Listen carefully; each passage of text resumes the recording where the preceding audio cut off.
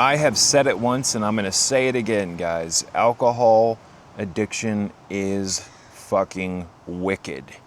It is the worst. And the problem with alcohol is if you drink long enough, like I did at one point in my life, it makes it very difficult to get off of the bottle, right?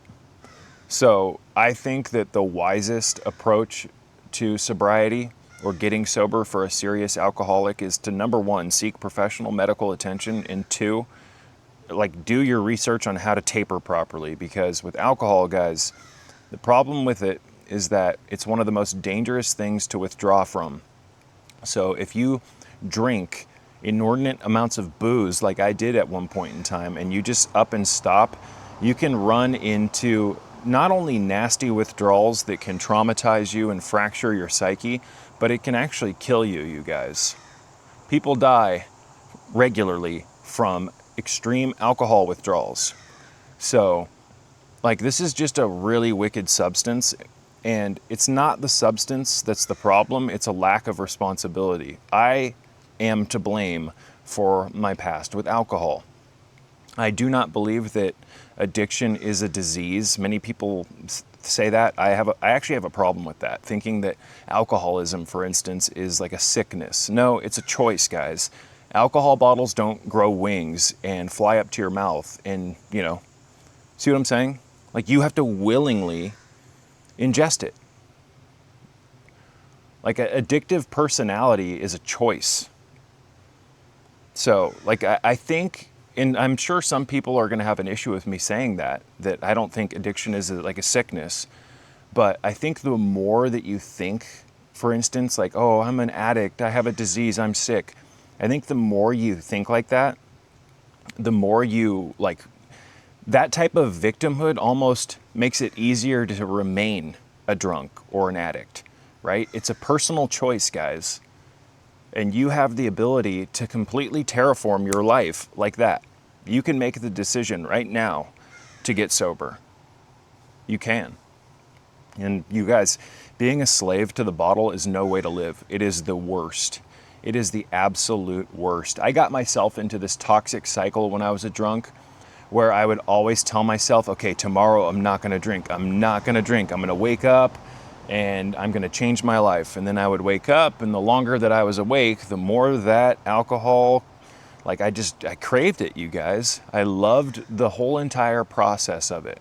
I even loved, as crazy as this sounds, the sound of the plastic seal cracking on a new bottle of booze. Like, it's just like, oh, I can numb myself. Like, I loved the way that the alcohol sounded going into the glass, the shot glass, whatever.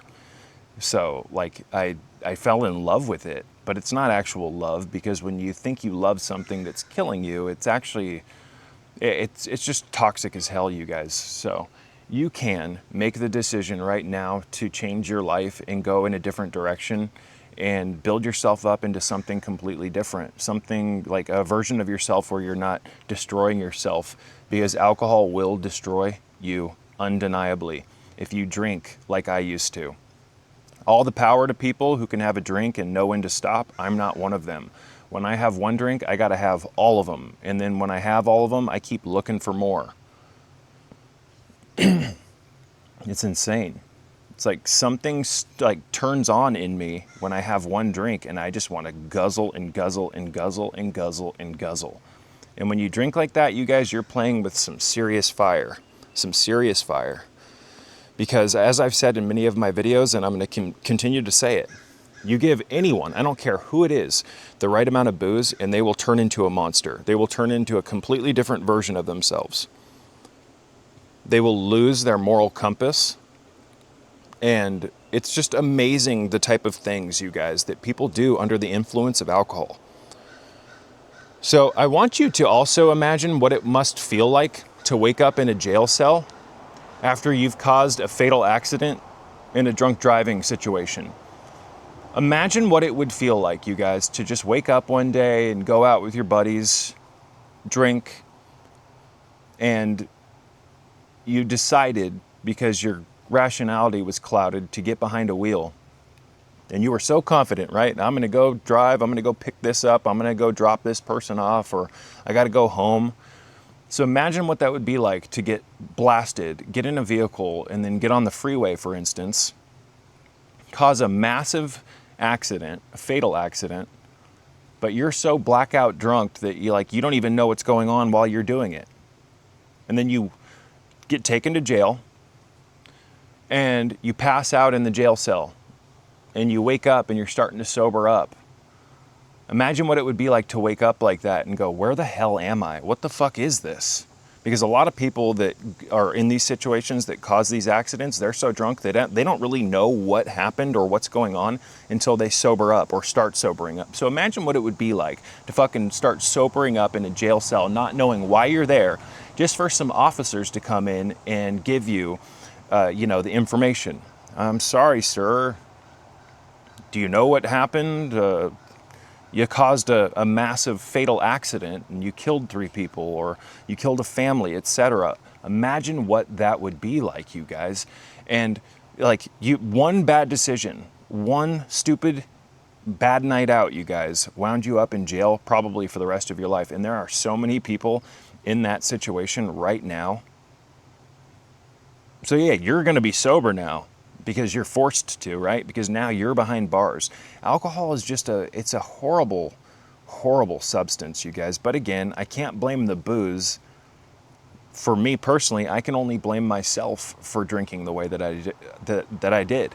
And I am so thankful and grateful that I made it through this without doing something, like making an accident, or you catch my drift, getting behind a wheel, getting into a vehicle and doing something like that. Because here's the thing, you guys, no one that causes a massive fatal accident or an accident in general, while they're drunk, no one intended to do that. It was all a giant mistake, because that booze made you think you could do something that you clearly can't, right?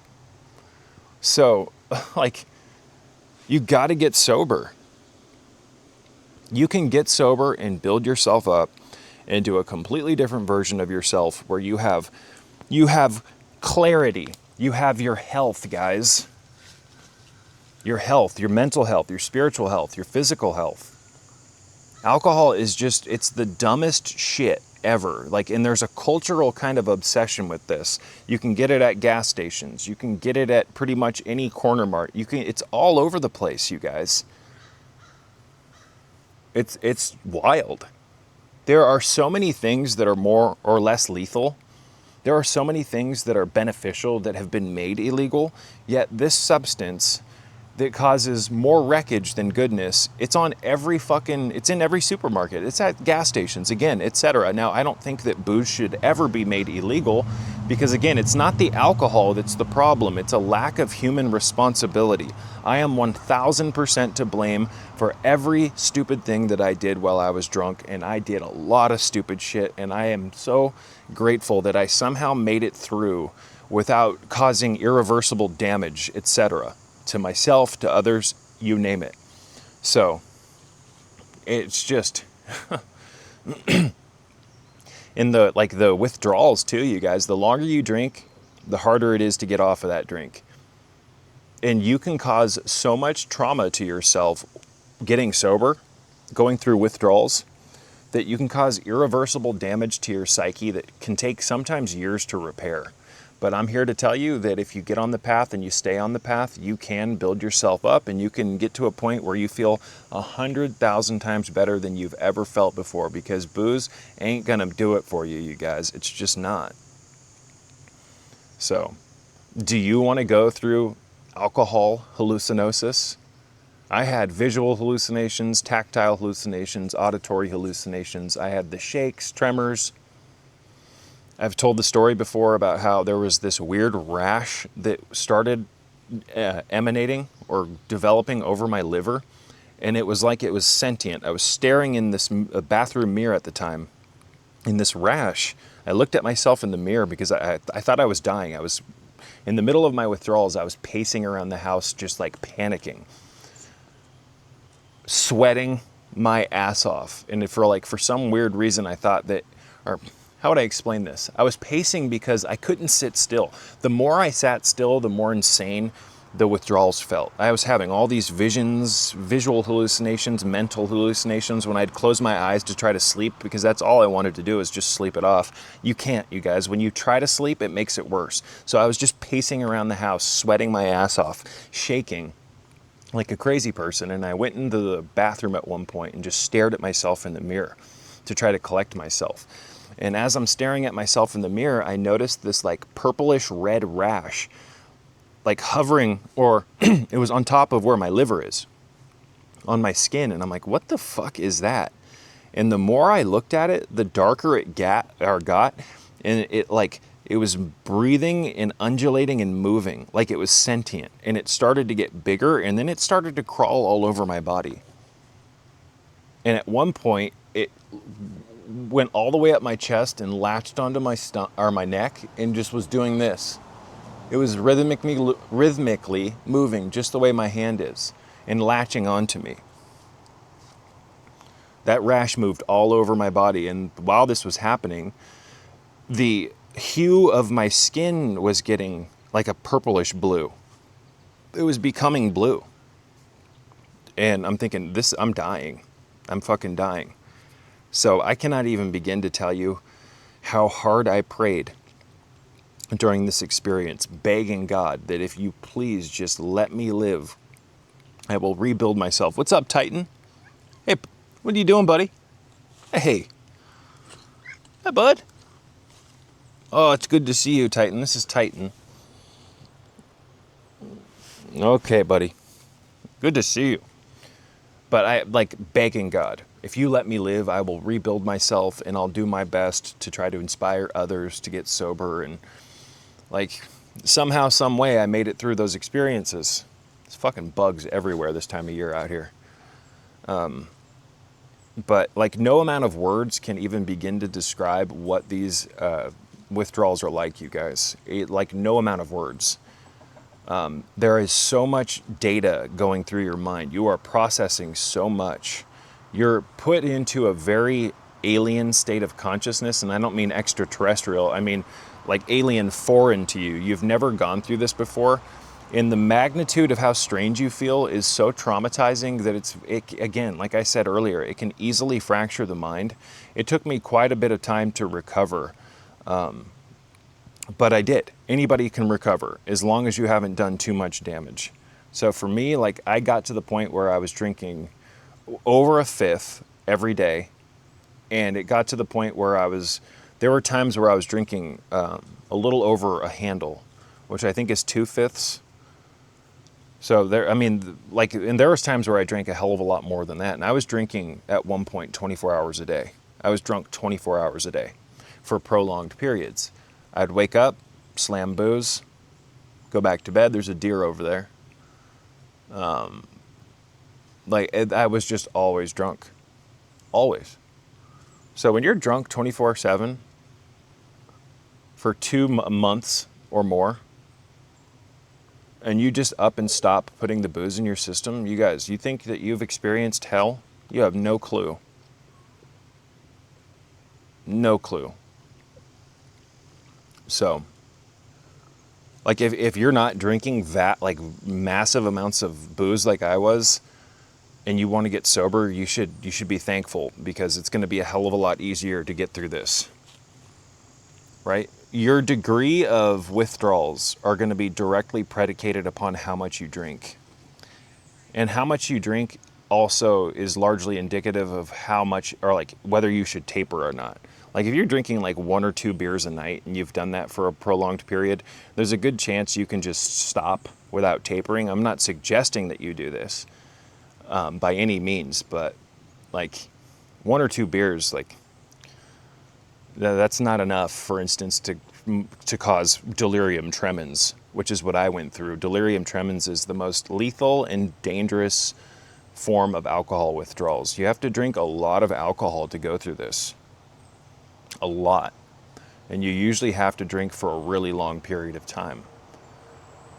But if you're drinking 24/7, if you're drinking mass amounts of booze, tapering's most likely going to be your best friend, you guys, because like the sudden expulsion of booze, if you've been drinking a lot, it shocks your body.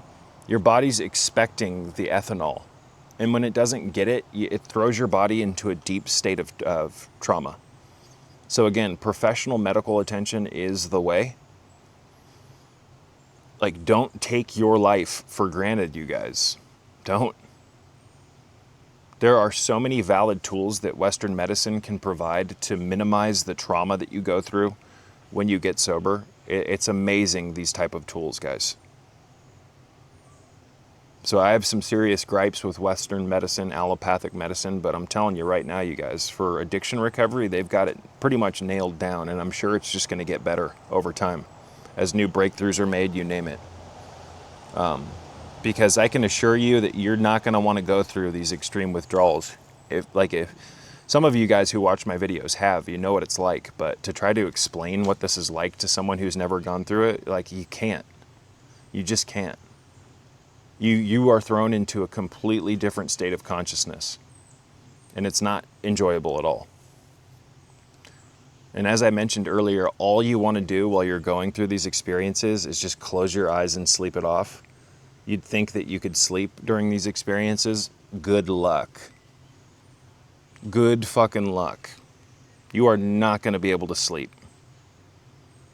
Maybe if you went to the doctor and got some medication, you could, but you are not going to be able to sleep if you're going through the DTs or extreme withdrawals. It's going to make it way worse. That's the one thing you want to do. You just want to find, while you're going through these experiences, you want to find some way to escape. Anything. So you close your eyes and try to sleep, and like when I would close my eyes, the visuals were so fucking intense. Clear as day, guys.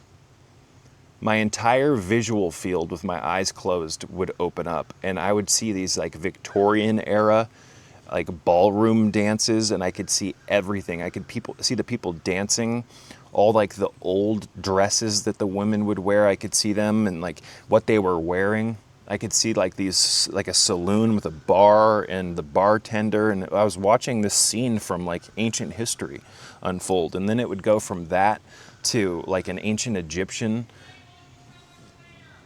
It would go to like an ancient Egyptian scene, you guys, and like I could see the pyramids and like people walking around in the sand. Like, no amount of words can describe how visually intense these experiences are. You're not just seeing it in your mind's eye. Your eyes are closed, and it's like you're watching a movie unfold, and the visuals would shift. I would see something for like 5 to 10 seconds, and then it would just abruptly shift and go. It was like a projector slide reel where you can change like the image that's cast onto a through a projector, but it wasn't an image, it was these videos. It was like I was watching these movie reels of ancient history. Weirdest shit ever. I also saw all sorts of weird geometric patterns and the 5 platonic solids. Now mind you, this is while my heart's beating so loud that I can auditorily, or I could audibly hear it. I could hear my heart beating. And like at one point in time, like I didn't notice it, but like all of a sudden I'm like, what is going on? I am saturated in water. I had soaked the bed with my sweat. You end up sweating so much while you're going through these experiences.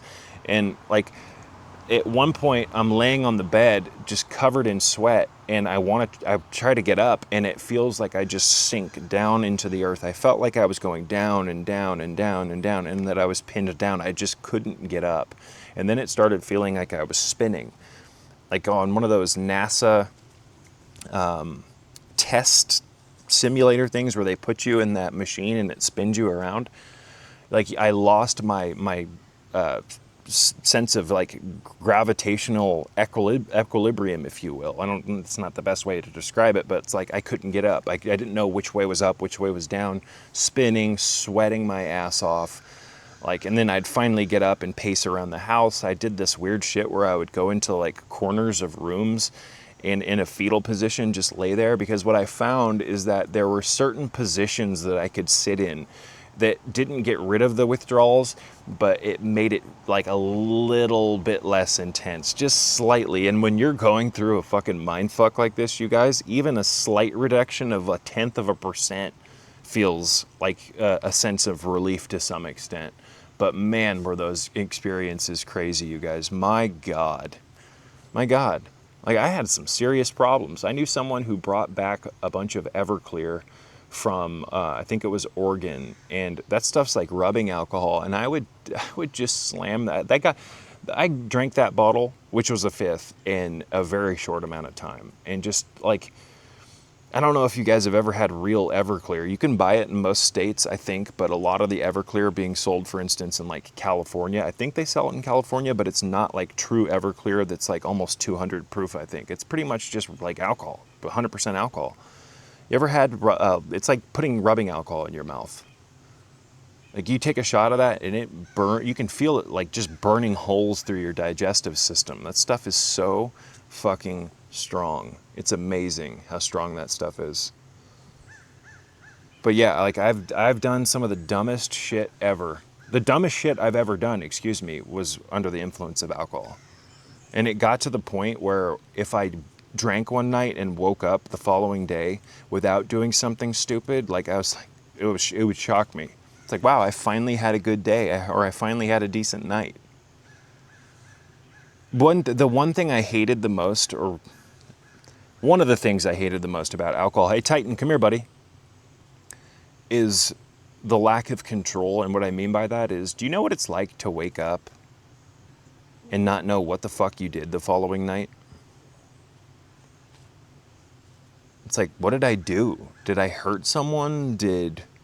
Like, what the fuck happened? You know what I mean? That it can be really terrifying to not know what the fuck you did, where you were. It can be remarkably terrifying. And you'd think that would have woken me up to the point where it's like, enough's enough, but no, I would just keep drinking. I would keep drinking. I remember my mother at one point found, like, I didn't want to throw the alcohol bottles. I was living at home at my parents' house when I was a drunk, and I didn't want to throw the alcohol bottles in the recycle or the trash because I didn't want my parents to see it. So what I would do is I would throw all the bottles under my bed or in my closet, or I'd stash them behind like dressers or in dressers, you name it. And I remember one time my mother went into my room, hey Titan, to do something. I can't remember. It's been years. My memory is a little clouded. I think she was probably putting mail in my room or something. And she saw an alcohol bottle kind of like underneath my bed or something. I don't remember exactly how it happened, guys. Again, it's been years. But she went in and looked around and found the biggest collection of booze bottles. Like, and it was one of the first times that she's like, we have to have a serious talk. We have to have a serious talk. I kept it secret pretty well for a while, you guys, but then it got to the point where they knew 100%. And that's a story in and of itself. I could tell you some of the craziest stories. Man. Just like finding all these. I remember at one point in time, I remember it vividly, the top drawer of my dresser where I kept my shirts, I took most of my shirts out and put them on the bottom shelf, if you will. A dresser shelf, at the right term? Excuse me. I had all of these Royal Gate. You guys know what Royal Gate is? I would buy Royal Gate fifths or flasks. It's really cheap vodka. It's like a little bit cheaper than Taka, which Taka, I can't even begin to imagine how many gallons of Taka I've drank over the years. This shitty, cheap fucking vodka. But man, I had like probably 30 or more Royal Gate flasks just in that top dresser. And there was booze it was like I could build a fucking sculpture out of booze bottles, you guys. It was everywhere. It was everywhere. And what I would do is I would eventually get like garbage bags, and then if my parents weren't home, I would take the garbage bags full of the booze bottles and take them down the street to a public dumpster and dump them. It's like, I wonder what people would, like, someone had to have seen those. like the guy, people putting stuff in the trash are probably like, who the fuck just got rid of 100 booze bottles? Madness, you guys. But I'm telling you right now, those withdrawals are the fucking worst. You think you've seen hell? You have no clue. So if you're a serious drunk and you haven't gone through the withdrawals because you managed to like curb it through drinking regularly, I would strongly advise that you seek professional medical attention if you want to live, as well as if you don't want to go through some of the most mind fuckery you'll ever go through, you guys. Delirium tremens is a psychedelic experience. You have hallucinations, and the hallucinations aren't just visual. You have hallucinations like as you're looking at stuff while you're awake, but you also have mental hallucinations. That's the only thing I can really that's the only way I can describe it. You have these closed eye visuals. That's a better description, where it's like you close your eyes and it's all of a sudden like you're in a completely different dimension watching things unfold, you guys. It is crazy, but you don't just have these visual and closed eye visual hallucinations. You also have tactile hallucinations. And for those who don't know what those are, that's when you feel things touching you that aren't actually there. I think a lot of what's going on in these experiences, you guys, these hallucinations, they're very real. I don't think it's just like your body is like in shock per se. I think it is in shock for sure, but I think that the visuals have serious meaning. And I know this may sound kind of like, I am in no way, shape, or form by saying what I'm about to say, venerating the alcohol withdrawal experience. When I say that the alcohol withdrawal experiences is a very spiritual experience. Now, when most people hear the word spiritual, they think that angels and butterflies and all this other crap. I'm talking about like the spiritual realms are inhabited by good and evil, you guys. Read Ephesians 6:12 and you'll know what I mean. Like you're piercing the veil and seeing beyond it through these withdrawals. You're going into non-ordinary reality for sure. But when I say spiritual, I don't mean like, oh, it's a great thing. No, I'm saying you're going beyond your mind's normal parameters and witnessing the non-ordinary. If you read a book, there's a book out there. God, I think it's from this book. There's a book by Dr. Douglas Baker called The Opening or The Finding of the Third Eye. I think it's the opening of the third eye. The Finding of the Third Eye, I believe, was written by Vera Stanley Adler. It's a black book with a guy in a meditative stance with like a third eye on fire, I think. The Opening of the Third Eye by Dr. Douglas Baker. In that book, he goes on to talk about how people going through delirium tremens, the process of delirium tremens actually manipulates the brain to such an extent that it turns on to some degree or stimulates, in a negative fashion, however, the pineal gland, which the pineal gland, if any of you do any bit of research on it, you'll find that it's considered the third eye. I have my speculations on this. I think that the pineal gland gets way too much credit. That's a subject for a different rant. I'm not saying the pineal isn't important, because it is.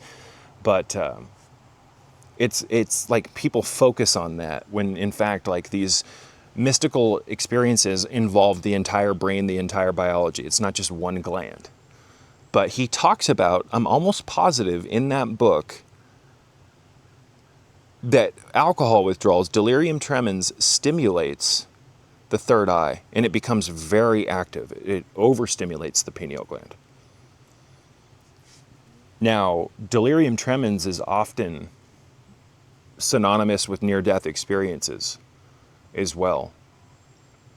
And having near-death experiences can be very traumatizing.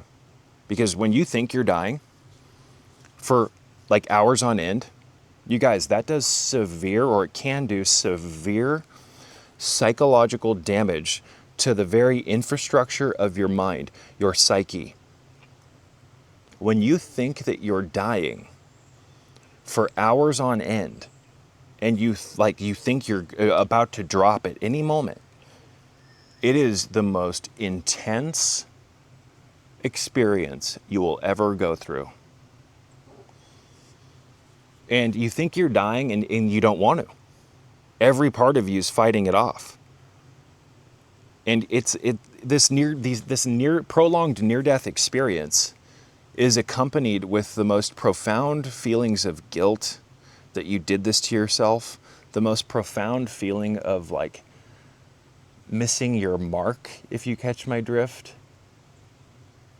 I don't know how to explain it. It makes sense in my head, but it's not coming out properly. Like, it's one thing to have a near-death experience, but to have one that you caused, and in such a pitiful way, alcohol, drinking too much, and then stopping, or you catch my drift. It's the worst fucking feeling. And it's like you think you're dying while you're having all these visual hallucinations, closed eye visuals, you're having tactile hallucinations, you're having auditory hallucinations. For a very prolonged period during this withdrawal experience that I had, there was a group of these like demonic entities that were surrounding me. And there was like a circle of them around me. I could sense them, and at times I could see them out of the corners of my eye. But when I tried to look at them, like I could see like these shadow figures, but when I would look at them real quick to try to see what they looked like, they wouldn't let me make direct contact with them, but I knew that they were in the room. I could see them out of the corners of my eyes, and they were talking about how they had successfully helped kill me. And they were talking about how their master would be very pleased for their work. They were saying things like, "We got him, he's dying." There was also this very skewed like carousel music, this carnival music that was, you know how horror films, they'll often use like carnival music or circus music, but they make certain tweaks to it so it sounds very ominous and swelling and tense.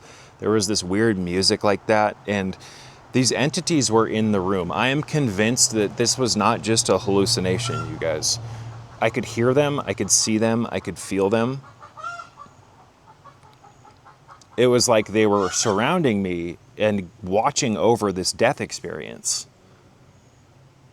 So it became like a spiritual war between me and this malevolent force, where I just prayed and I prayed and I prayed.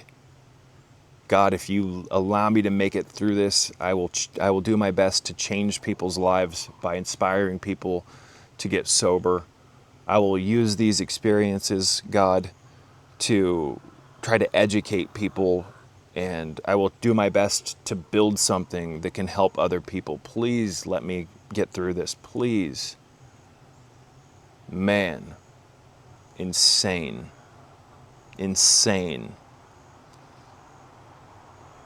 Like, I was on foot because I wasn't a drunk driver, so I would go on foot pretty much everywhere. And I always had a backpack full of booze. Always. Always. I would get so hammered. I remember someone that I met, and I only knew this individual for about a week. This individual took me out to dinner with business associates of this individual. Business, like colleagues, partners. And this was no ordinary individual. This individual was the web designer and programmer for one of the biggest one of the biggest fitness companies out there to this date. They create workout programs in video format that you can purchase. It's like a transformation program. This individual was either the coder or the program, I can't remember, but like, long story short, the website for the biggest or one of the biggest online fitness, and you can buy DVDs and do these at home. This individual ran and built the website and was making insane amounts of money. Insane. Very successful individual. And I met this individual while I was on a trail in California walking one day, and I was drunk, but I held my shit together, and apparently I didn't come off like a drunk because this individual and I just clicked.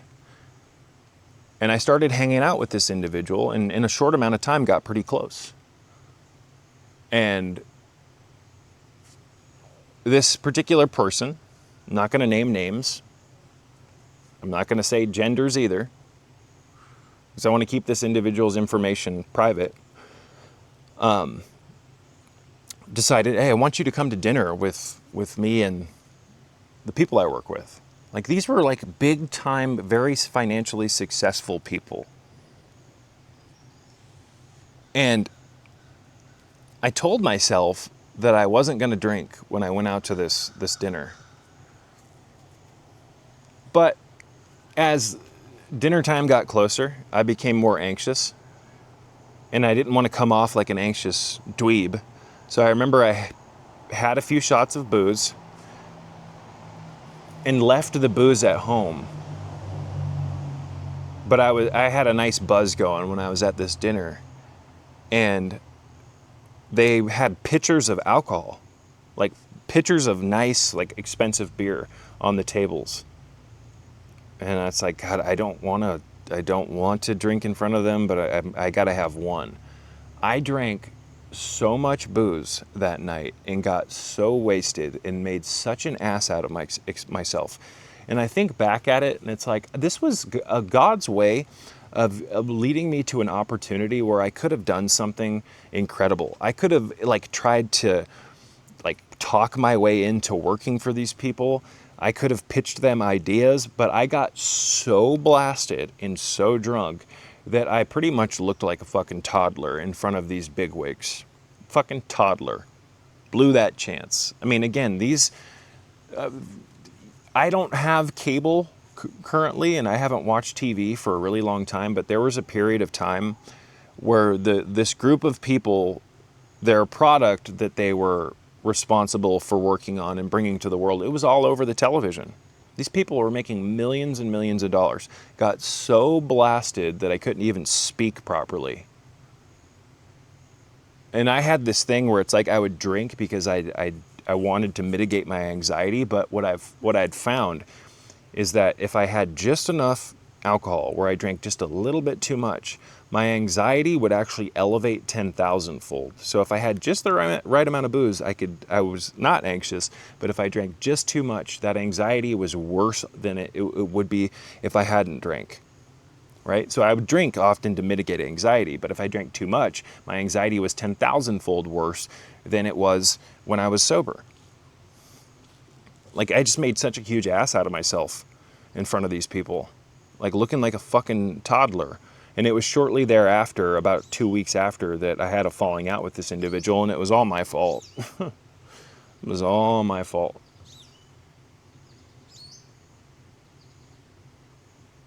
I used to, my mother would keep wine in the refrigerator, white wine. She never really liked red wine. And what I would do is I would drink the wine and put water back in it. And it's like, then she'd go to pour a glass and it was watered down alcohol.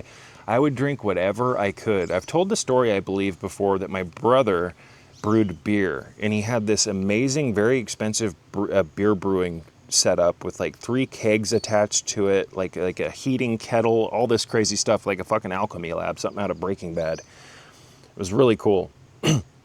Someone that my brother knew wanted my brother to brew him a bunch of beer. Well, the beer got brewed and I drank it all. I drank all of it. Over a keg's worth of booze. Over a keg's worth of booze. I've run from the police on alcohol. Like, just all sorts of crazy shit, guys. All sorts of crazy shit. But I'm telling you right now, you do not want to go through the withdrawals, guys, because it will fuck with you. And you might not make it through it. Let's be realistic. Let's not sugarcoat this shit. Alcohol kills people every day. Withdrawals kill people regularly. It is one of the most dangerous things to withdraw from, yet it's available everywhere. It's wild. One of the most dangerous things to withdraw from. And you can get it at the fucking gas station. Isn't that wild? So you can't get flavored tobacco in California anymore, but you can certainly get booze. Which one's more lethal? And I'm sure some people, I think actually if you look at the research, tobacco products do kill more people than alcohol, but I mean, come on. At least tobacco isn't causing people to get into like 5-car pileups on the highway. When was the last time you heard about someone smoking too many cigarettes and causing an accident from it? It doesn't exist. It doesn't exist. And who are you to tell people what can go in people's body, right? And again, I may sound like I'm in disapproval of alcohol because I do think it's a horrible substance, but I've never thought that it should be made illegal. Never.